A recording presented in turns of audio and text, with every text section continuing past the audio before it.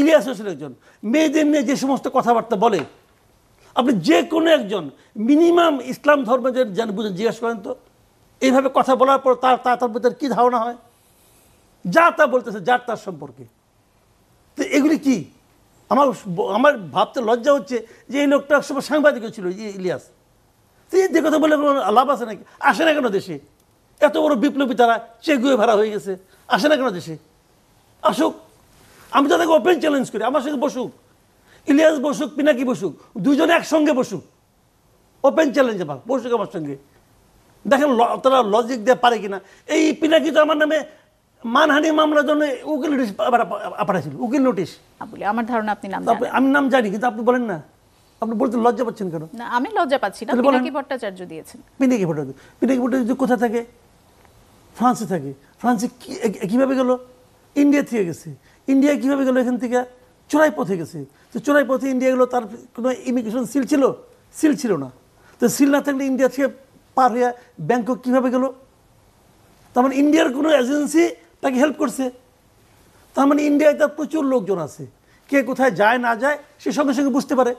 আমাকেও বুঝতে পারছে। হ্যাঁ, আমি এখন কাহিনী বলি। আমি ইন্ডিয়ায় গিয়েছি, আমার ছেলে সেখানে পড়ে, দার্জিলিং আমার ছেলে পড়ে, তাও আজকে 3-4 বছর আগের থেকে।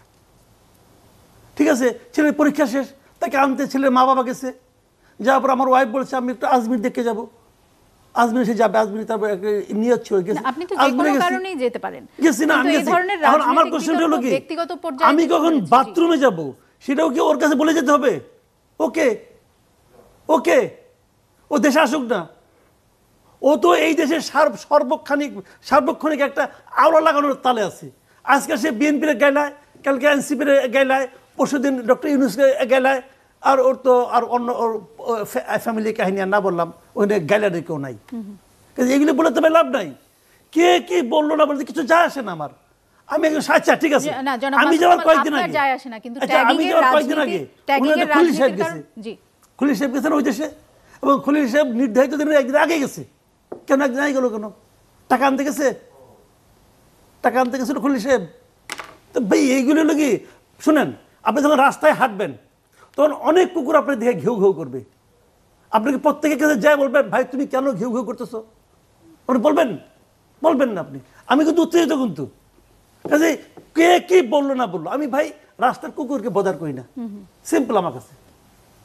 কিন্তু এই ধরনের ট্যাগিং এর রাজনীতির সামনে আপনাকে হয়তো তিনি বিব্রত করতে পারছেন না, বা আপনাকে হয়তো তিনি আমাকে রাগান্বিত করতে পারছেন, কিন্তু আরো অনেক মানুষ তো আছেন যে যাদেরকে এই যে ওই দিন গুজার গেছে না, ওইটা এক সময় ছিল। রাজনৈতিক বিতর্কের সাথে রাজনৈতিক বিতর্ক, ন্যারেটিভের সাথে কাউন্টার ন্যারেটিভ আসবে, কিন্তু এই ধরনের যে নাস্তিক, মুরতাদ বা হচ্ছে অমুক দেশের দালাল, এই ধরনের ট্যাগিং গুলো সাম্প্রতিক সময়ে অনেক বেশি বেড়ে গেছে। এই ট্যাগিং গুলো যখন ছিল ওনার দ্বারা অনেক কিছু হইতো, উনি এবং ওনার আরেক সাংঘাত আছে আমেরিকাতে, এরা মিলে আগে অনেক কিছু করতো। এখন এদেরটাকে পিঁপড়া নড়ে না। এরা একবার বলছিল না সিবি ভাঙবে, কেউ গেছিল?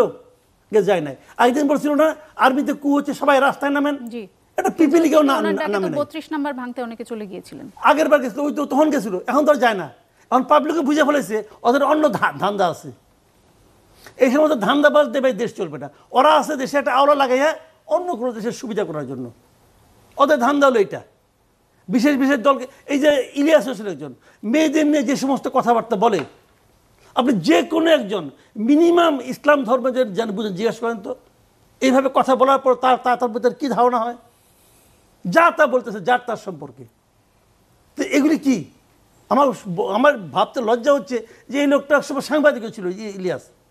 তো এই কথা বলে কোনো লাভ আছে নাকি? আসে না কেন দেশে? এত বড় বিপ্লবী তারা চেগুয়ে ভাড়া হয়ে গেছে, আসে না কেন দেশে? আসুক, আমি তাদেরকে ওপেন চ্যালেঞ্জ করি, আমার সঙ্গে বসুক, ইলিয়াস বসুক, পিনাকি বসুক, দুজনে একসঙ্গে বসুক, ওপেন চ্যালেঞ্জ আমার, বসুক আমার সঙ্গে, দেখেন তারা লজিক দিয়ে পারে কিনা। এই পিনাকি তো আমার নামে মানহানি মামলার জন্য উকিল নোটিশ পাঠাইছিল, উকিল নোটিশ আমাকে পাঠাইছিল, এই ধানমন্ডি এক ল ফার্ম দেয়া, ওই নোটিশে আমি ফালাই দিছি। কী হিসেবে আবার? তো ওগুলো আমি গুনি নাকি রে ভাই?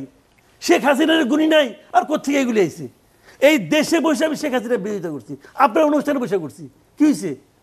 ও কি করে? দূরে বসে গলির কুত্তা গলিতে ঘেউ ঘেউ করে, আসুক না এখানে।